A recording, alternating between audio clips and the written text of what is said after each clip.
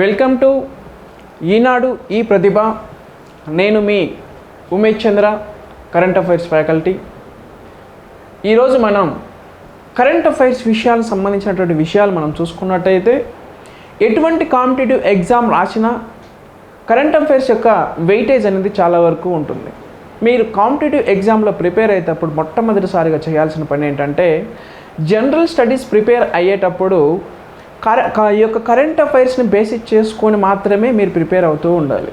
ఎందుకంటే కరెంట్ అఫైర్స్లో ఏవైతే ఎక్కువ ఇష్యూస్ నడుస్తుంటాయో వాటి మీద మ్యాక్సిమం స్కోర్ వచ్చేదానికి పాసిబిలిటీ ఉంటుంది. మీరు కరెంట్ అఫైర్స్ని ఫాలో అవుతూనే జనరల్ స్టడీస్లో వేటి మీద కాన్సన్ట్రేషన్ చేయాలి, వేటి మీద కాన్సన్ట్రేషన్ చేయొద్దు అనుకున్న వాళ్ళు మాత్రం సక్సెస్ అయ్యేదానికి చాలా వరకు పాసిబిలిటీస్ ఉంటాయి. మీరు కరెంట్ అఫైర్స్ని ఫాలో అవ్వకుండా జనరల్ స్టడీస్ ఫాలో అవుతుంటే మీకు అప్పుడు లింకేజ్ ఎగ్జామ్ పాయింట్ ఆఫ్ వ్యూలో మ్యాక్సిమం స్కోర్ ఎలా చేయాలన్నది అది పాసిబుల్ అవ్వడానికి కష్టమవుతుంది. ఇప్పుడు మనం జాగ్రత్తగా చూసుకున్నట్టయితే, ఇవాళ కరెంట్ అఫైర్స్లో భాగంగా జనరల్ స్టడీస్ సబ్జెక్ట్కి ఎక్స్టెన్షన్ ఇది కరెంట్ అఫైర్స్ అన్నది. ఇక్కడ మనం జాగ్రత్తగా చూసుకున్నట్టయితే ప్రతి సబ్జెక్ట్లోనూ కరెంట్ అఫైర్స్తో రిలేషన్షిప్ అనేది ఉంటుంది. ఇప్పుడు ఈరోజు మనం పాలిటీకి సంబంధించినటువంటి కరెంట్ అఫైర్స్ని మనం మాట్లాడుకున్నట్టయితే, 27 సంవత్సరాలు చరిత్ర కలిగినటువంటి నారీ శక్తి అధినియం అంటే హిందీ పదము, తెలుగులో దీన్ని ఏమంటామంటే యాక్ట్ అని, ఇంగ్లీష్లో అంటే తెలుగులో దీన్ని ఏమంటామంటే చట్టము అని చెప్తాం. ఓకేనా? ఇక్కడ మనం చూసుకున్నట్టయితే మహిళలకి కేంద్ర స్థాయిలో ఉన్నటువంటి లోక్సభలోనూ, రాష్ట్ర స్థాయిలో ఉన్నటువంటి మెంబర్ ఆఫ్ లెజిస్లేటివ్ అసెంబ్లీ అయితేనేమి, మెంబర్ ఆఫ్ లెజిస్లేటివ్ కౌన్సిల్లో అయితేనేమి మహిళలకి 1/3 రిజర్వేషన్ రావాలని చెప్పేసి, 1/3% రిజర్వేషన్ కావాలని చెప్పేసి 27 సంవత్సరాల నుంచి సుదీర్ఘంగా పోరాడుతున్నటువంటి చట్టము 2023వ సంవత్సరం నాటికి ఈ యొక్క చట్టం రూపొందించడం అన్నది జరిగింది. ఇక్కడ జాగ్రత్తగా మనం అబ్జర్వ్ చేసుకున్నట్టయితే ఉమెన్స్ రిజర్వేషన్ యాక్ట్ గురించి మనం మాట్లాడుకున్నట్టయితే, తెలుగులో దీన్ని మనం ఏం చెప్తామంటే నారీ శక్తి అధినియం అని చెప్తాం. ఈసారి పార్లమెంట్లో ఏకంగా లోక్సభలో ప్రవేశపెట్టడం అన్నది జరిగింది. ఎన్నవ బిల్లుగా ప్రవేశపెట్టడం జరిగామంటే 128వ కాన్స్టిట్యూషనల్ బిల్లుగా ఈ యొక్క నారీ శక్తి అధినియం అన్నది లోక్సభలో ప్రవేశపెట్టడం అన్నది జరిగింది. ఈ యొక్క బిల్లు ఎన్నవ చట్టంగా మారిందంటే 106వ కాన్స్టిట్యూషనల్ అమెండ్మెంట్ యాక్ట్, అంటే 106వ కాన్స్టిట్యూషనల్ అమెండ్మెంట్ యాక్ట్గా మారింది. అంటే ఇప్పుడు ఎగ్జామ్ పాయింట్ ఆఫ్ వ్యూలో మనం ఉమెన్స్ రిజర్వేషన్ యాక్ట్ అని మనం గుర్తుంచుకోవాల్సిన విషయం ఏంది, ఇది ఎన్నో బిల్ అని గుర్తుంచుకోవాలి, ఎన్నో చట్టంగా మారింది కూడా మనం గుర్తుంచుకోవాలి. బట్ వీటిని గుర్తుంచుకునే ముందు మీరు జాగ్రత్తగా అబ్జర్వ్ చేసినట్టయితే 19th ఎడిషన్ ఏషియన్ గేమ్స్లో భారతదేశం 28 స్వర్ణ పథకాలతో పాటు మొత్తం 111 పథకాలు గెలుచుకుంది. 19th ఎడిషన్ ఏషియన్ గేమ్స్లో భాగంగా హోస్టెడ్ కంట్రీ అంటే చైనా వేదికగా జరిగినటువంటి హాంజౌ నగరంలో భారతదేశం వచ్చేసి 111 పథకాలతో పాటు 28 గోల్డ్ పథకాలు గెలుచుకున్న విషయం మనం గుర్తుంచుకున్నట్టయితే, దీని నుంచి మనం గుర్తుంచుకోవచ్చు. 107 కాదు, 111 కాదు, 107 అని గుర్తుంచుకోవాలి.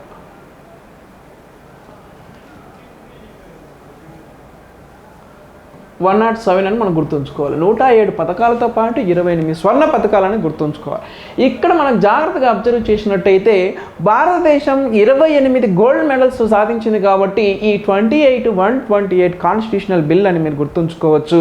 అదేవిధంగా 107 మెడల్స్ పథకాలు సాధించింది కాబట్టి 106 కాన్స్టిట్యూషనల్ అమెండ్మెంట్ యాక్ట్, అంటే బిల్లుకి చట్టానికి చాలా తేడా ఉందని మీకు తెలిసిన విషయమే. ఏదైనా ఒక సమస్యను లోక్సభ, రాజ్యసభ ప్రెసిడెంట్ ఆమోదించిన తర్వాత చట్టంగా మారుతుందని పార్టీలో మీకు ఆ విషయం తెలుసు. బట్ నారీ శక్తి అధినియం అన్నది 128వ కాన్స్టిట్యూషనల్ బిల్, 106వ కాన్స్టిట్యూషనల్ అమెండ్మెంట్ యాక్ట్ 2023లో ఇది మారడం అన్నది జరిగింది. దీని యొక్క మెయిన్ థీమ్, నేపథ్య మోటో ఏంటంటే మహిళలకు కేంద్ర స్థాయిలో ఉన్నటువంటి లోక్సభలో 1/3 సీట్స్ మెజారిటీ, 1/3 సీట్స్ ఉమెన్స్కి రిజర్వేషన్ కల్పించడం, రాష్ట్ర స్థాయిలో ఉన్నటువంటి MLA అండ్ ఎమ్మెల్సీకి 1/3 రిజర్వేషన్ కల్పించడం అన్నది ఈ యొక్క చట్టం యొక్క ముఖ్య ఉద్దేశం. బట్ ఇక్కడ మనం జాగ్రత్తగా అబ్జర్వ్ చేసినట్టయితే మనం కేంద్ర స్థాయిలో ఉన్నటువంటి లోక్సభలో మొత్తం ఎన్ని సీట్లు ఉన్నాయి? 545 సీట్లు ఉంటే ఆంగ్లో ఇండియన్స్ అనే పదాన్ని తీసివేశాం కాబట్టి మొత్తం మనకు 543 సీట్లు ఉన్నాయి. ఈ యొక్క 543 సీట్లలో ఎస్సీలకు ప్రత్యేకంగా 84 సీట్లను మనం ప్రత్యేకంగా కేటాయించడం జరిగింది. అదేవిధంగా ఎస్టీలకు మనం 47 సీట్లు ప్రత్యేకంగా రిజర్వేషన్లో మనం కేటాయించడం జరిగింది. బట్ ఈ లోక్సభలో 543 సీట్లలో 1/3 సీట్స్ ఎవరికి ఇవ్వాలంటే ఉమెన్కి మనం రిజర్వేషన్ కల్పించాలి. అంటే 543 సీట్లలో 281 సీటు ఉమెన్స్ రిజర్వేషన్. అదేవిధంగా 84 సీట్ల ఎస్సీ రిజర్వేషన్ స్థానాల్లో 28 స్థానాలు ఉమెన్స్కి మనం కల్పించాల్సిన విషయం అయితే చాలా వరకు ఉంటుంది. అదేవిధంగా ఎస్టీలకు ఉన్నటువంటి 47 సీట్లలో 1/3 రిజర్వేషన్ అంటే 16 సీట్లు ఉమెన్ కల్పించాల్సిన విషయం అయితే మనకు ఈ యొక్క చట్టసభల్లో మనం చెప్పడం అనే విషయం ఉంది. అంటే మొత్తం 543 సీట్లలో 181 సీట్లు ఉమెన్స్ కల్పించగా 137 సీట్లు జనరల్ సెక్షన్లో అనేది వెళ్ళిపోతాయి. బట్ ఈ యొక్క మెయిన్ మోటో ఏంటంటే ఈ యొక్క నారీ శక్తి అధినియం యొక్క మెయిన్ మోటో ఏంటంటే భారతదేశంలో ఉన్నటువంటి 28 రాష్ట్రాలతో పాటు ఒక యూనియన్ టెరిటరీలో మాత్రమే ఈ అమెండ్మెంట్ అని జరిగింది. మిగతా మొత్తం మనకు ఎన్ని యూనియన్ టెరిటరీలో మెంబర్ ఆఫ్ లెజిస్లేటివ్ అసెంబ్లీ ఉంది అంటే అవి మొత్తం 3 పటాఫట్ మీరు చెప్పాలి. న్యూఢిల్లీ, పాండిచ్చేరి, జమ్మూ కాశ్మీర్ ఈ 3 వాటిల్లో మొత్తం మనకు 28 రాష్ట్రాలతో పాటు 8 యూనియన్ టెరిటరీస్ ఉన్నాయని మనం గుర్తుంచుకోవాలి. డామన్ అండ్ డయ్యూ 2 మెర్జ్ అయిపోయినాయి కాబట్టి 8 అయిపోయినాయి. ఈ 8లో ఒక్క యూనియన్ టెరిటరీకి మాత్రమే మెంబర్ ఆఫ్ లెజిస్లేటివ్ అసెంబ్లీ ఉంది. ఆ విషయం మనం గుర్తుంచుకున్నట్టయితే ఆ ఒక్క యూనియన్ టెరిటరీ ఏదంటే national capital territory of Delhi. National capital territory of Delhi మాత్రం 69th కాన్స్టిట్యూషనల్ అమెండ్మెంట్ యాక్ట్ 1991లో ఢిల్లీకి ప్రత్యేక హోదా ఇవ్వడం అన్నది జరిగిందన్న విషయం మనం గుర్తుంచుకోవాలి. అప్పటి ప్రధానమంత్రి రాజీవ్ గాంధీ ఈ 69th కాన్స్టిట్యూషనల్ అమెండ్మెంట్ యాక్ట్ అనగానే మీకు గుర్తుంచుకోవాల్సింది 21 సంవత్సరం నుంచి 18 సంవత్సరాలకి రైట్ టు ఓట్ ఏజ్ను కూడా తగ్గించిన విషయం ఈ కాన్స్టిట్యూషనల్ అమెండ్మెంట్. 2 విషయాలు గుర్తుంచుకోవాలి. ఒక విషయం national capital territory of Delhi అని గుర్తుంచుకుంటే రెండో విషయం వచ్చేసి 21 సంవత్సరం నుంచి 18 సంవత్సరాలకు ఏజ్ ఓట్ను తగ్గించమనే విషయం కూడా మీరు గుర్తుంచుకోవాలి. మిగతా 3 యూనియన్ టెరిటరీలో పుదుచ్చేరి, జమ్మూ కాశ్మీర్లో మెంబర్ ఆఫ్ లెజిస్లేటివ్ అసెంబ్లీ ఉన్న విషయం కూడా మనం గుర్తుంచుకోవాలి. పుదుచ్చేరి మరియు జమ్మూ కాశ్మీర్లో ఉమెన్స్కి మాత్రం ఎటువంటి రిజర్వేషన్ కల్పించలేదు. కానీ బట్ ఇక్కడ మాత్రం ఒక్క యూనియన్ టెరిటరీలో మాత్రమే మహిళలకు రిజర్వేషన్ కల్పించినాం. ఓకేనా? ఇక్కడ మనం చూసుకున్నట్టయితే రాజ్యసభలో మొత్తం ఎన్ని సీట్లు ఉన్నాయంటే 245 సీట్లు ఉన్నాయి. మీరు జాగ్రత్తగా గుర్తుంచుకోవాలి. పాలిటీ విషయంలో రాజ్యసభలో ఎటువంటి రిజర్వేషన్లు కల్పించవు. చాలాసార్లు ఎగ్జామ్ పాయింట్ ఆఫ్ లో క్వశ్చన్ అడిగాడు. రాజ్యసభలో ఎస్సీలకు కానీ ఎస్టీలకు కానీ ఉమెన్స్ కానీ ఎవ్వరికి కూడా రిజర్వేషన్లు వర్తించవు. Lok Sabha and MLA member of legislative assembly, member of legislative council ఈ 3 మాత్రమే రిజర్వేషన్లు కల్పిస్తాయి. కానీ రాజ్యసభలో మాత్రం ఎటువంటి రిజర్వేషన్లు కల్పించడానికి అవకాశం లేదనే విషయం మీరు చాలా వరకు గుర్తుంచుకోవాల్సిన విషయం అయితే ఉంది. ఇక్కడ మనం చూసుకున్నట్టయితే నెక్స్ట్ మనం దీని విషయం చూసుకున్నట్టయితే పార్లమెంటు ఎప్పుడు దీన్ని ఆమోదించింది ఎలా మనం చూసుకున్న విషయం అయితే ఈ యొక్క నారీ శక్తి అధినియంని 2023 సెప్టెంబర్ 19వ తారీఖు నాడు పార్లమెంట్లో ప్రవేశపెట్టడం అన్నది జరిగింది. 2023 ఎవరి అధ్యక్షతన ప్రవేశపెట్టడం జరిగింది అంటే union ministry of law and justice. Union ministry of law and justice ఎవరు అంటే శ్రీ అర్జున్ రామ్ మెఘ్వాల్. ఇతను రాజస్థాన్కు సంబంధించినటువంటి ఎంపీ. ఇతని యొక్క నేతృత్వంలో ఈ యొక్క పార్లమెంట్లో ఈ యొక్క బిల్లుని ప్రవేశపెట్టడం అన్నది జరిగింది సెప్టెంబర్ 9th. ఈ డేట్స్ మాత్రం చాలా వరకు గుర్తుంచుకోవాలి. కరెంట్ అఫైర్స్లో విషయాలు ఏదైనా కానీ బిల్లులో అమెండ్మెంట్ జరిగితే వాటి ఎప్పుడు పార్లమెంట్లో ప్రవేశపెట్టాము, లోక్సభ ఎప్పుడు ఆమోదించింది, రాజ్యసభ ఎప్పుడు ఆమోదించింది, అదేవిధంగా ప్రెసిడెంట్ ఎప్పుడు ఆమోదించిన అనే విషయాలు మనం ఎగ్జామ్ పాయింట్ ఆఫ్లో గుర్తుంచుకోవాలి. జస్ట్ ఆ యొక్క ఏదైతే మనం ఉపయోగిస్తామో ఆ యొక్క కాన్స్టిట్యూషనల్ అమెండ్మెంట్ వరకు గుర్తుంచుకోవాలి. ప్రస్తుతం కరెంట్ అఫైర్స్లో ఉన్నటువంటిది అంటే ప్రీవియస్ గుర్తుంచుకోవాల్సిన విషయం అంతవరకు కాదు. కానీ కానీ ప్రస్తుతం కరెంట్ అఫైర్స్లో ఉన్న విషయాలలో మీరు గుర్తుంచుకోవాల్సింది డేట్ గుర్తుంచుకోవాలమ్మా, మంత్ గుర్తుంచుకోవాలి. ప్రీవియస్ అయితే మనం ఇయర్ గుర్తుంచుకుంటే చాలు. ఇప్పుడు నేను చెప్పాను national capital territory 69th constitutional amendment act అని చెప్పి 1991 అని చెప్పినా కానీ డేట్స్ మనం గుర్తుంచుకోమని చెప్పలేదు కదా. ఓల్డ్కి వెళ్ళిపోతే ఇయర్ గుర్తుంచుకోవాలి, ప్రస్తుతం ఉంటే డేటు మంత్ గుర్తుంచుకోవాలి. ఓకేనా. ఇక్కడ మనం చూసుకున్నట్టయితే 2023 సెప్టెంబర్ 19వ తారీఖు నాడు union ministry of the law and justice Shri Arjun Meghwal వచ్చేసి పార్లమెంట్లో ప్రవేశపెట్టడం జరిగింది. బట్ లోక్సభ సెప్టెంబర్ 20వ తారీఖు నాడు లోక్సభ ఆమోదిస్తే రాజ్యసభ సెప్టెంబర్ 21వ తారీఖు నాడు ఆమోదించడం జరిగింది. అదేవిధంగా భారత రాష్ట్రపతి సెప్టెంబర్ 28వ తారీఖు నాడు ఈ యొక్క బిల్లుని ఆమోదించడం జరిగింది, సంతకం చేయబడడం జరిగింది. కాబట్టి మనము ఈ 3 డేట్స్ గుర్తుంచుకోవాల్సిన విషయం, కన్ఫ్యూజ్ అవ్వాల్సిన అవసరం లేదు. బట్ ఇక్కడ మాత్రం జాగ్రత్తగా మనం ఉపయోగించినట్టయితే కాన్సిక్యూటివ్గా ఉన్నాయి నెంబర్స్. మీరు చూసినట్టయితే 19, 20, 21 కాన్సిక్యూటివ్గా నెంబర్స్ ఉన్నాయి. బట్ ఇక్కడ మనం గుర్తుంచుకోవాల్సింది ఏంటంటే నూతనంగా ప్రాజెక్టు విస్తాలో భాగంగా నూతనంగా ఏర్పాటు చేయబడినటువంటి పార్లమెంట్లో పార్లమెంట్ కొత్త భవనంలో మొట్టమొదటి బిల్లు ఇదే, మొట్టమొదటి చట్టం ఇదే. ఈ యొక్క ప్రాముఖ్యత అన్నది మనం విషయం అయితే గుర్తుంచుకోవాల్సిన విషయం అయితే చాలా వరకు ఉంది. బట్ ఈ యొక్క బిల్లుని 2/3 మెజారిటీ స్పెషల్ మెజారిటీతో ఆమోదించడం జరిగింది. అంటే ఇక్కడ మనం జాగ్రత్తగా అబ్జర్వ్ చేయాల్సిందంటే లోక్సభలో 543 సీట్లు ఉన్నాయని నేను చెప్పాను. అదేవిధంగా 543లో 2/3 మెజారిటీ అంటే ఎంత రావాలి, 272 సీట్లతో ఈ యొక్క ఆమోదించాల్సిన విషయం ఉంటే ఏకంగా 454 సీట్లతో ఏకగ్రీవంగా ఈ యొక్క బిల్లుని ఆమోదించడం అన్నది జరిగింది. అదేవిధంగా రాజ్యసభలో 245 సీట్లకు గాను 123 సీట్లు రావాలి, 2/3 మెజారిటీ. ఏకంగా 214 సీట్లతో 214 ఓటింగ్ సీట్లతో వచ్చేసి ఈ బిల్లును ఆమోదించడం జరిగింది. ఎంత గొప్ప విషయమో చాలా జాగ్రత్తగా చూడండి. ఈ యొక్క నారీ శక్తి అధినియం అనగానే మీరు గుర్తుంచుకోవాల్సిన మొట్టమొదటి విషయం ఏంటంటే ఇది వచ్చేసి నూతనంగా ఏర్పాటు చేయబడినటువంటి పార్లమెంట్ బిల్డింగ్లో మొట్టమొదటి బిల్లు ఇదే, మొట్టమొదటి చట్టం ఇదే. కాన్సిక్యూటివ్గా ఉన్నాయి నెంబర్స్. అసలు ఎవ్వరు కూడా ఆలస్యం తీసుకోకుండా డైరెక్ట్గా సైన్ చేసుకుంటూ వచ్చారు. బట్ అదే విషయంగా ఇప్పుడు మనం 2/3 మెజారిటీ కంటే ఏకగ్రీవంగా ఆమోదించడం కూడా జరిగింది. నారీ శక్తి అధినియం ఎంత నారీగా అంటే ఉమెన్కి ఎంత ప్రాముఖ్యత అనేది పార్లమెంట్ ఇచ్చిన విషయం అనేది కూడా మీరు గుర్తుంచుకోవాల్సిన విషయం అయితే చాలా వరకు ఉంది.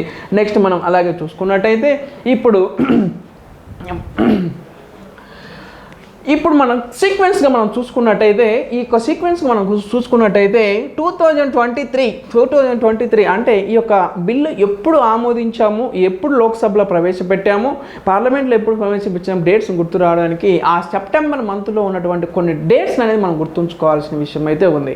ఇక్కడ మనం జాగ్రత్తగా అబ్జర్వ్ చేసినట్టయితే సెప్టెంబర్ 17 దానికి గుర్తు రాగానే భారత ప్రధాని నరేంద్ర మోడీ 17వ ప్రధానమంత్రి నరేంద్ర మోడీ స్వాతంత్రం వచ్చిన తర్వాత ప్రధానమంత్రి అయినటువంటి ఏకైక వ్యక్తి బర్త్డే అనేది విషయం గుర్తుంచుకోవాలి.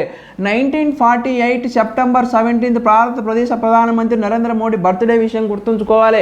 అదేవిధంగా సెప్టెంబర్ 17లో నుంచి నమీబియా నుంచి తీసుకొచ్చిన చిరుతపులి మధ్యప్రదేశ్ కునో నేషనల్ పార్క్లో వదిలిపెట్టామనే విషయం కూడా మీరు గుర్తుంచుకోవాలి. అదేవిధంగా సెప్టెంబర్ 17 అనగానే మీరు గుర్తుంచుకోవాల్సిన రెండో విషయం ఏదంటే తెలంగాణ విమోచన దినోత్సవం అని గుర్తుంచుకోవాలి. సెప్టెంబర్ 17 అంత ప్రాముఖ్యత ఉంది.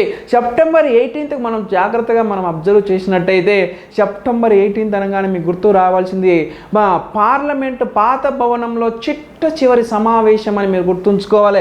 సెప్టెంబర్ 18 అనగానే మీరు గుర్తుంచుకోవాల్సిన విషయం పార్లమెంట్ చివరి సమావేశం జరిగింది. బట్ ఇక్కడ మనం గుర్తుంచుకోవాల్సిన సెప్టెంబర్ 19 అనగానే నూతనంగా ఏర్పాటు చేయబడినటువంటి 2023 మే 28న నూతన శంకుస్థాపన చేసినటువంటి ప్రధాని నరేంద్ర మోడీ నూతనంగా ఏర్పాటు చేసిన మొట్టమొదటి సమావేశం సెప్టెంబర్ 19 జరిగింది. ఆ రోజు ప్రధాని నరేంద్ర మోడీ పార్లమెంటు భవన్కి ఏమని పేరు పెట్టాడంటే సంవిధాన్ సదన్ అని పేరు పెట్టడం అన్న కూడా విషయం అయితే మీరు గుర్తుంచుకోవాలి. సీక్వెన్స్గా సెప్టెంబర్ 17 అనగానే మీకు గుర్తు రావాలి, సెప్టెంబర్ 18 అనగానే గుర్తు రావాలి, సెప్టెంబర్ 19 అని గుర్తు రావాలి. భారత ప్రధాని నరేంద్ర మోడీ కొత్తగా ఏర్పాటు చేసినటువంటి పార్లమెంటు భవనానికి ఏమని పేరు పెట్టారు అనే విషయం కూడా మీరు గుర్తుంచుకోవాల్సిన విషయం అయితే చాలా వరకు ఉంది. బట్ ఇక్కడ మనం చూసుకున్నట్టయితే సంవిధాన్ సదన్గా నామకరణం చేయడం అనేది జరిగింది కొత్త పార్లమెంట్కి. ఈ యొక్క పార్లమెంట్ మొట్టమొదటి మీటింగ్ ఎప్పుడు జరిగింది అంటే పార్లమెంట్ మీటింగ్ 1946 డిసెంబర్ 9వ తారీఖున రాజ్యాంగ పరిషత్ అనేది ఏర్పాటు చేయడం జరిగింది.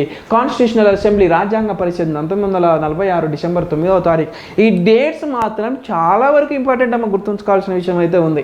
1946 డిసెంబర్ 9న రాజ్యాంగ పరిషత్ ఏర్పడింది. 1950 జనవరి 24వ తారీఖు నాడు రాజ్యాంగ సవరణ ఆమోదించడం జరిగింది. అంటే మన రాజ్యాంగం రాసిందని ఆమోదించడం జరిగింది. 1950 జనవరి 20వ తారీఖు నాడించి అమలులోకి రావడం జరిగింది.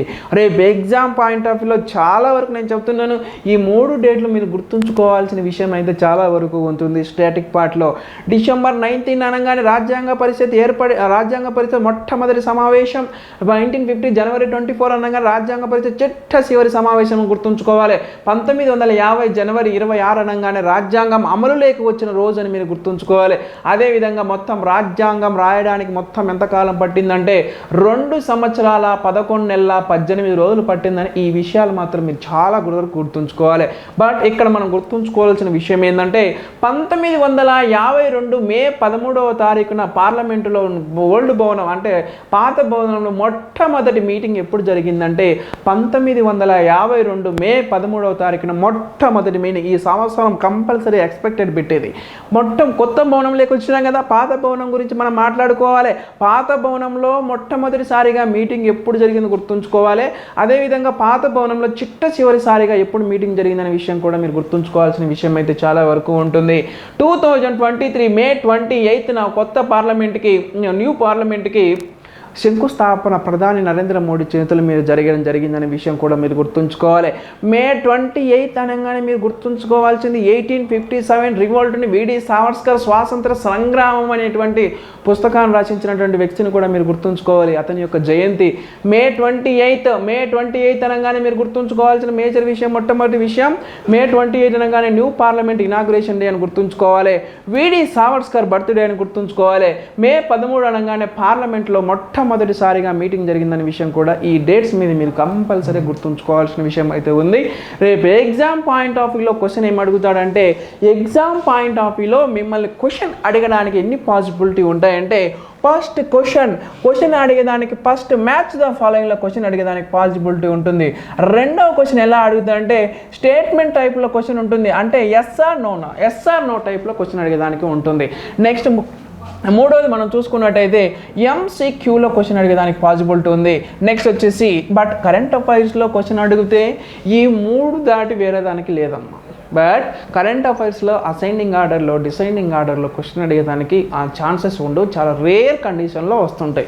బట్ ఇక్కడ మనకు అసెండింగ్ ఆర్డర్ డిసెండింగ్ ఆర్డర్లో రావు, ఆ జనరల్ స్టడీస్లో మాత్రమే క్వశ్చన్ అడుగుతాయి. ఈ 3 క్వశ్చన్స్లో ఇప్పుడు డేటా అనేది ఎగ్జామ్ పాయింట్ ఆఫ్ ఎలా అడుగుతారో చూడండి జాగ్రత్తగా. నూతనంగా ఏర్పాటు చేసినటువంటి పార్లమెంట్ కొత్త భవనానికి ప్రధాని నరేంద్ర మోడీ ఏమని పేరు పెట్టారని క్వశ్చన్ అడిగేదానికి పాసిబిలిటీ ఉంది.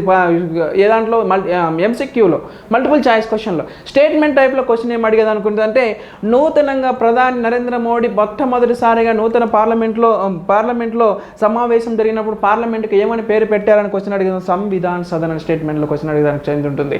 బట్ ఇక్కడ మనం డేట్ను కూడా గుర్తుంచుకోవాల్సిన విషయం అయితే చాలా వరకు ఉంటుంది. అదేవిధంగా ఎంసీక్యూలో క్వశ్చన్ అడిగారు చూడండి, రాజ్యాంగ పరిషత్తు మొట్టమొదటి సమావేశం ఎప్పుడు జరిగింది అని క్వశ్చన్. రాజ్యాంగ పరిషత్ మొట్టమొదటి సమావేశం ఎప్పుడు జరిగింది అంటే 1946 డిసెంబర్ 9th. రాజ్యాంగ పరిషత్ చివరి సమావేశం ఎప్పుడు జరిగిందంటే జనవరి 24th 1950 అని గుర్తుంచుకోవాలి. రాజ్యాంగం అమల్లోకి వచ్చిందంటే 1950 జనవరి 26th అని గుర్తుంచుకోవాలి.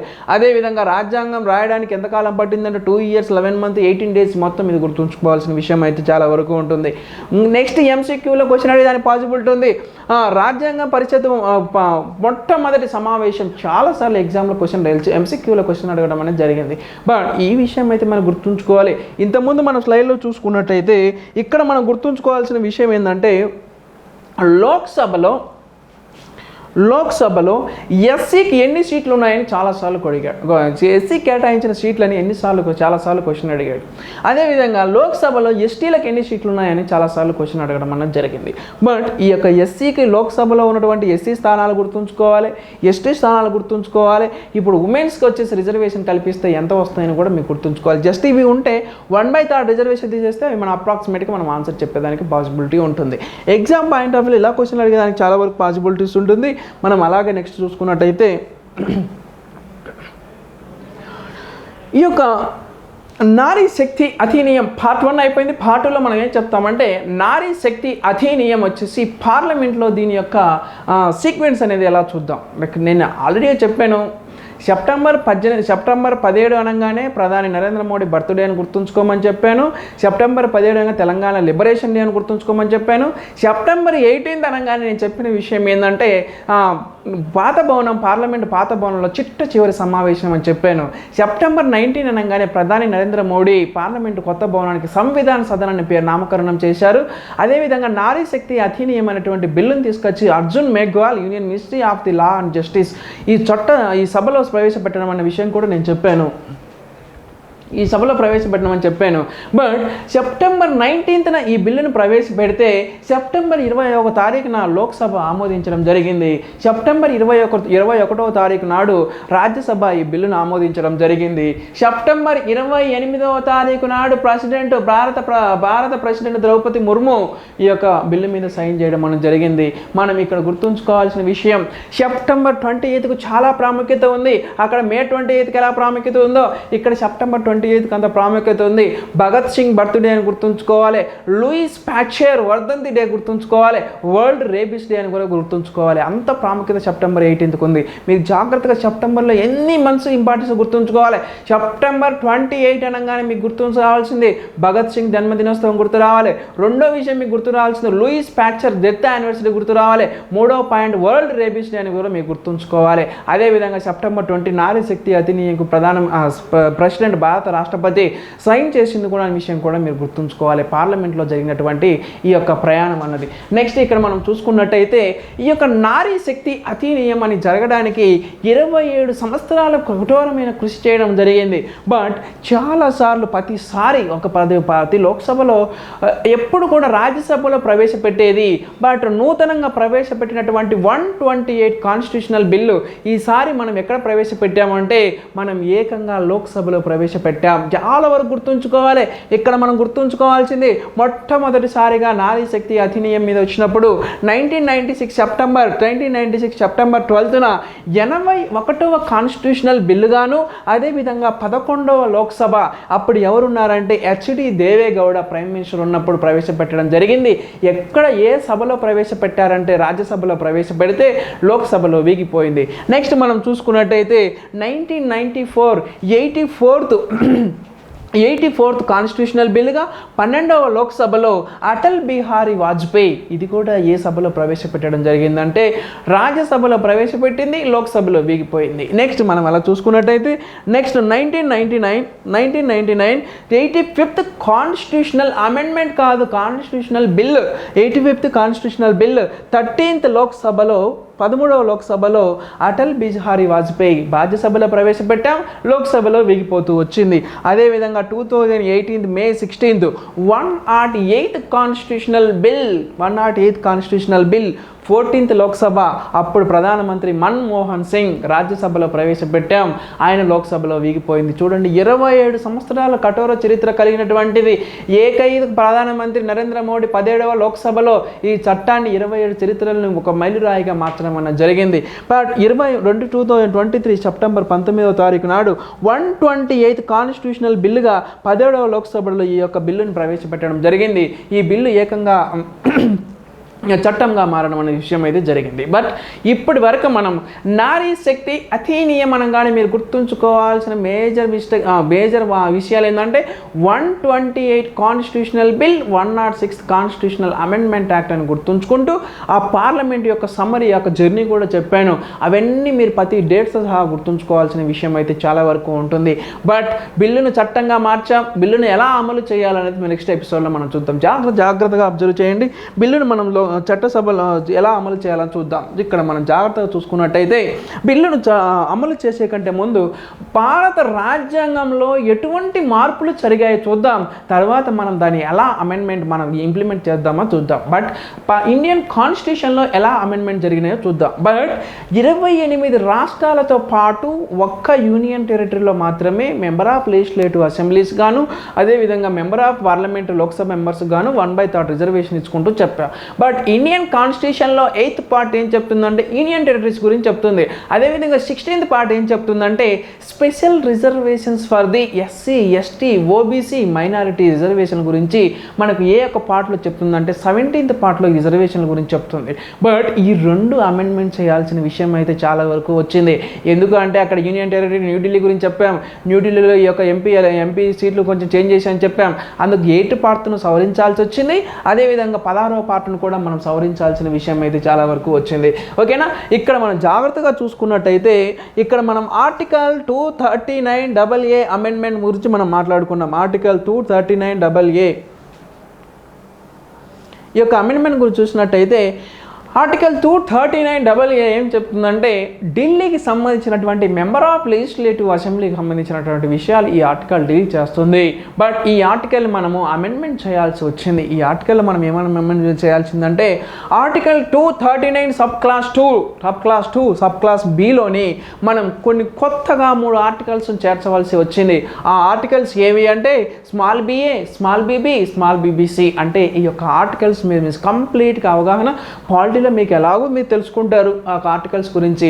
బట్ ఇక్కడ మనం 239 కాన్స్టిట్యూషనల్ అమెండ్మెంట్ ఆర్టికల్ 239AA మనం చేంజ్ చేసాం. ఏమని నామకరణం చేసాం? 239 క్లాస్ 2లోని సబ్ క్లాస్ బిలోని BA, BB, BC యాడెడ్ జరగడం జరిగింది. బట్ ఇక్కడ మనం గుర్తుంచుకోవాల్సిన విషయం ఏంటంటే అమ్మా ఈ యొక్క చాలామందికి డౌట్ ఉంటుంది, ఈ ఆర్టికల్ ఏంది, ఆర్టికల్ స్మాల్ బీబీ అని ఉంటుంది. ఒక చిన్న స్టోరీ చెప్తాను, మీరు అర్థం చేసుకోవడానికి చెప్తాను చూడండి. బట్ ఈ యొక్క ఆర్టికల్స్ అనేది ఇలా చిన్న స్టోరీస్గా ఎలా తయారు చేస్తారంటే ఒక చిన్న స్టోరీ చెప్తాను, దాంతో మీకు క్లారిటీ వస్తుంది. వన్ డే ఒక మిల్క్ వెండరు, ఒక బ్లైండ్ మ్యాన్ ఇద్దరు వెళ్తున్నారు రోడ్డు మీద. వీళ్ళిద్దరు వెళ్తున్నప్పుడు ఏం జరిగిందంటే ఈ మిల్క్ వెండరు పాలు కట్టుకొని సైకిల్ మీద పోతున్నాడు, అతను కూడా రోడ్డు మీద వస్తున్నాడు. ఈ బ్లైండ్ మ్యాన్ వచ్చేసి ఈ మిల్క్ మ్యాన్ మీద పడతాడు. ఎందుకు పడ్డావా అంటే నాకు కళ్ళు కనపడతలేమో వచ్చినాయని అంటారు. వీళ్ళిద్దరు గొడవ పెట్టుకొని వచ్చేసి కోర్టుకు వెళ్తారు. వీళ్ళిద్దరు కోర్టుకు వెళ్ళినప్పుడు కోర్టులో ఏం చెప్తారు, నా సమస్య ఇది అని చెప్పిన తర్వాత జడ్జిమెంట్ ఏం చేస్తారు, నడుచుకుంటూ పోయేటోని నువ్వు లెఫ్ట్ సైడ్ వెళ్ళు, నువ్వు ఇటు వచ్చినాను ఇటు రా అని చెప్తాడు. దానికి ఒక ఆర్టికల్ తయారు చేస్తారు. ఏదో ఒక ఎగ్జాంపుల్ ఒక 17 అనుకో, దీనికి ఒక ఆర్టికల్ ఉంది. ఈ ఆర్టికల్ ప్రకారం ఏముంది, నడుచుకుంటూ పోయేటోడు ఇటు పోవాలి, అటు వచ్చేటోడు ఇటు రావాలి, ఎవరికి డిస్టర్బెన్స్ రాదు. 2వ రోజు మళ్ళీ జరుగుతుంది. సెకండ్ డే ఏం జరుగుతుందంటే మిల్క్ వెండరు, బ్లైండ్ మ్యాన్ ఇద్దరు పోతున్నారు. అది నైట్ టైం అయినప్పుడు ఏం చేస్తారంటే మళ్ళీ బ్లైండ్ మ్యాన్ వచ్చేసి మిల్క్ వెండర్ మీద పడతాడు. ఎందుకు పడ్డావా అంటే నేను పోతున్నా సార్, నాకు కనపడతలేవు, వచ్చి పడ్డాడు అని అంటే అప్పుడు మళ్ళీ జడ్జి ఏం చెప్తాడు, ఆర్టికల్ ఈ యొక్క 17 క్లాస్కి మళ్ళీ 17 క్లాస్ 1 పెద్ద వెహికల్ అయినా నీకు ఒక చిన్న లైట్ ఉండాలి, ముందు ఏమవుతుందో చూసుకోవాలి. ఒక ఆర్టికల్ తయారు చేసాం. 2వ ఆర్టికల్ ఏం చెప్తుందంటే మళ్ళీ మరుసటి రోజు 3వ రోజు ఈ యొక్క milk vendor, blind man road మీద పోతున్నారు. మళ్ళీ ఏం జరిగిందంటే ఈ యొక్క బ్లైండ్ మ్యాన్ సైకిల్ మీద పడ్డాడు. ఎటు సైడ్ నుంచి పడ్డాడు అంటే బ్యాక్ సైడ్ నుంచి పడ్డాడు. మళ్ళీ అదే సీను. మళ్ళీ జడ్జి ఏం చెప్తాడంటే ఆర్టికల్ 17 క్లాస్ 2 అంటే ఒక పెద్ద వెహికల్ అయినా నీకు ముందు లైట్ ఉండాలి, వెనక ఇండికేటర్ ఉండాలి. 3వ రోజు జరుగుతుంది. 3వ రోజు ఏమవుతుంది, మళ్ళీ మిల్క్ వెండరు, మళ్ళీ బ్లైండ్ మ్యాన్ ఇద్దరికి గొడవ. ఎందుకు పడ్డాడంటే సార్ నేను ఆ రోజు నాకు హెల్త్ బాగాలేక నేను పోలేదు, మా కొడుకు పోయినాడు, అందుకు తగిలింది. అంటే ఒక వెహికల్ నడిపేటువంటి వ్యక్తికి కంపల్సరీగా లైసెన్స్ అనేది ఉండాలని చెప్పేసి మళ్ళీ ఆర్టికల్ నెంబర్ 3 ఇలా ఆర్టికల్స్కు సబ్ ఆర్టికల్స్ అనేవి ఇలా తయారవుతాయి. అంటే సమాజంలో జరిగేటువంటి న్యాయాన్ని అన్యాయాన్ని క్లాస్ 1, క్లాస్ 2, క్లాస్ 3, క్లాస్ 4 అని పెంచుకుంటూ పోతుంటారు. ఇలా జరుగుతుంది స్టోరీ అది. ఓకేనా, బట్ ఇక్కడ మనం చూసుకున్నట్టయితే ఆర్టికల్ 239AA గురించి మనం మాట్లాడినట్టయితే ఆర్టికల్ 230AA గురించి మనం మాట్లాడినట్టు